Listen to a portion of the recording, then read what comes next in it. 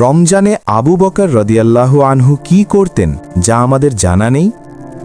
আসসালামু আলাইকুম ওয়া রাহমাতুল্লাহি ওয়া বারাকাতুহু। আজকে আমরা একটি এমন বিষয় নিয়ে কথা বলবো যেটা নিয়ে খুব কম মানুষ আলোচনা করে। আমরা সবাই রমজান মাসের ফজিলত জানি, তারাবির নামাজ পড়ি, সেহরি ইফতার করি, কিন্তু আমাদের সবচেয়ে কাছের সাহাবী রাসূলুল্লাহ সাল্লাল্লাহু আলাইহি ওয়াসাল্লামের সবচেয়ে প্রিয় বন্ধু সিদ্দিকে আকবর হযরত আবু বকর রাদিয়াল্লাহু আনহু রমজান মাসে কি করতেন সেটা নিয়ে আমরা কতটুকু জানি? আজকের এই আলোচনায় সেই অজানা দিকগুলো উন্মোচন করার চেষ্টা করব।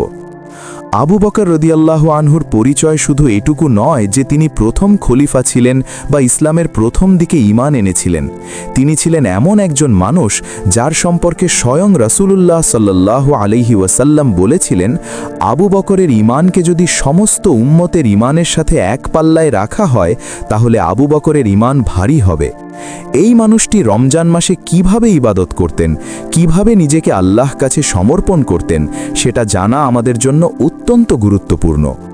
প্রথমেই যে বিষয়টা বলতে চাই সেটা হলো আবু বকর রাদিয়াল্লাহু আনহুর রমজান শুরু হতো অন্য সবার চেয়ে অনেক আগে থেকে। শাবান মাস থেকেই তিনি রমজানের প্রস্তুতি নিতেন। তিনি এমন ছিলেন না যে রমজানের চাঁদ দেখার পরে হঠাৎ করে নামাজ রোজার দিকে মনোযোগ দিতেন, বরং রজব মাস থেকেই তিনি দোয়া শুরু করতেন, হে আল্লাহ, আমাকে রমজান পর্যন্ত পৌঁছে দাও এবং রমজানকে আমার জন্য বরকতময় করো। এই প্রস্তুতির মানসিকতাটাই ছিল তার বিশেষত্ব। আজকের দিনে আমরা রমজানের আগে কোনো প্রস্তুতি নিই। মাঝে মাঝে মনে হয় রমজান শেষ হওয়ার আগেই আমাদের মন চলে যায় ঈদের কেনাকাটায়, কিন্তু আবু বকর রাদিয়াল্লাহু আনহু ছিলেন সম্পূর্ণ ভিন্ন। এবার আসি সেই বিষয়ে যেটা সত্যিই আমাদের অনেকের অজানা। আবু বকর রাদিয়াল্লাহু আনহুর রমজান মাসে তার সমস্ত ব্যবসায়িক কার্যক্রম সীমিত করে ফেলতেন। এখন হয়তো আপনি বলবেন এটা তো স্বাভাবিক কথা, কিন্তু ভাবুন, তিনি ছিলেন মক্কার একজন সফল ব্যবসায়ী। কাপড়ের ব্যবসা ছিল তার, সারা আরবে তার সুনাম ছিল, কিন্তু রমজান মাসে তিনি এমনভাবে নিজেকে সরিয়ে নিতেন ব্যবসা থেকে যেন দুনিয়ার এই চিন্তাগুলো তার ইবাদতে কোনো বাধা না দেয়। এটা কতটা কঠিন কাজ সেটা আমরা বুঝতে পারি যখন রমজান মাসেও আমরা অফিস, ব্যবসা, সোশ্যাল মিডিয়া থেকে বের হতে পারি না। আবু বকর রাদিয়াল্লাহু আনহু রমজান মাসে কুরআন তিলাওয়াতের ক্ষেত্রে এমন একটি অভ্যাস রাখতেন যেটা শুনলে আমরা অবাক হয়ে যাব। তিনি শুধু কুরআন পড়তেন না, তিনি কুরআনের প্রতিটি আয়াত নিয়ে গভীরভাবে ভাবতেন। এই বিষয়টা ইতিহাসের বিভিন্ন বর্ণনায় উঠে এসেছে। আবু বকর রাদিয়াল্লাহু আনহু এমনভাবে কুরআন তিলাওয়াত করতেন যে তার কান্না থামত না। এতটাই মর্মস্পর্শী ছিল তার তিলাওয়াত যে মক্কার মুশরিকরা একসময় ভয় পেয়ে গিয়েছিল। তারা বলতো, এই মানুষটি এত জোরে কাঁদতে কাঁদতে কুরআন পড়ে যে আমাদের মেয়েরা এবং শিশুরা তার কাছে চলে যাচ্ছে। এই কান্না কোনো দুর্বলতার কান্না ছিল না, এই কান্না ছিল আল্লাহর ভয়ের কান্না, আল্লাহর ভালোবাসার কান্না। এখন একটু ভাবুন, আমরা রমজানে কোরআন পড়ি ঠিকই, কিন্তু কতটুকু বুঝে পড়ি, কতটুকু অনুভব করে পড়ি? আমরা হয়তো খতমের সংখ্যা গণনা করি, কিন্তু আয়াতের অর্থ অনুভব করার চেষ্টা করি কি? আবু বকর রাদিয়াল্লাহু আনহুর কোরআনের সাথে সম্পর্ক ছিল হৃদয়ের সম্পর্ক, শুধু মুখের সম্পর্ক নয়। আবু বকর রাদিয়াল্লাহু আনহুর রমজান মাসে দান সাদগার ক্ষেত্রে যা করতেন সেটা ইতিহাসে অতুলনীয়। একটা ঘটনা বলি। রাসূলুল্লাহ সাল্লাল্লাহু আলাইহি ওয়াসাল্লাম একদিন সাহাবীদের বললেন, কে আজকে আল্লাহর পথে সাদকা করবে? আবু বকর রাদিয়াল্লাহু আনহু তার ঘরের সমস্ত সম্পদ নিয়ে এসে দিয়ে দিলেন।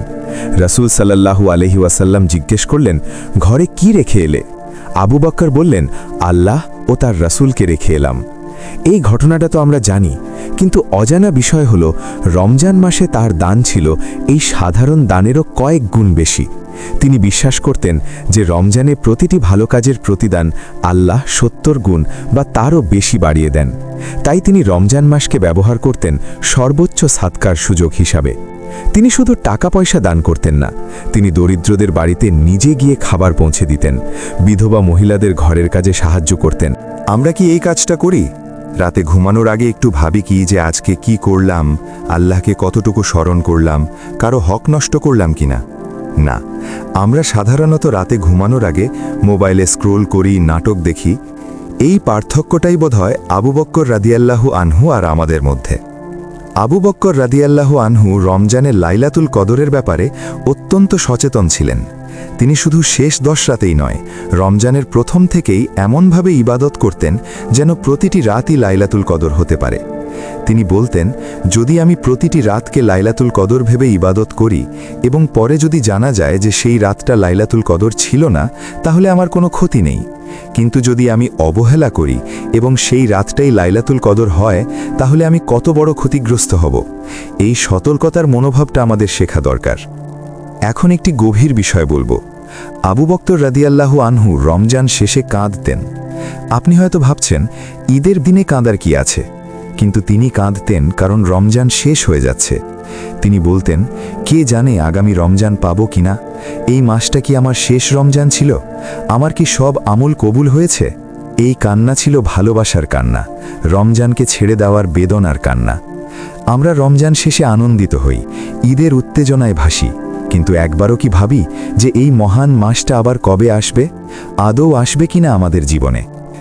সবশেষে বলতে চাই, আবু বকর রাদিয়াল্লাহু আনহুর রমজান ছিল আল্লাহর সাথে সম্পূর্ণ সংযোগের মাস।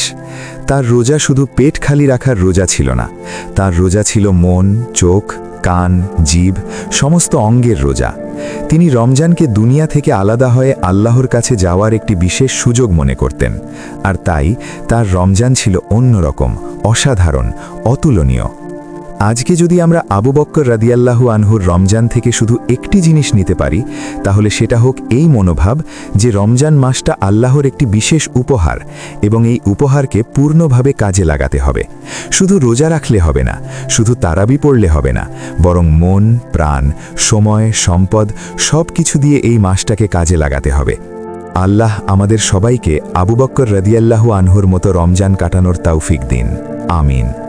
আজকের আলোচনা ভালো লাগলে এই ভিডিওটি শেয়ার করুন আপনার বন্ধুদের সাথে, পরিবারের সাথে, কারণ এই জ্ঞান শুধু আপনার একার জন্য নয়, এই জ্ঞান শেয়ার করলে আপনিও সাদকায়ে জারিয়ার অংশীদার হবেন।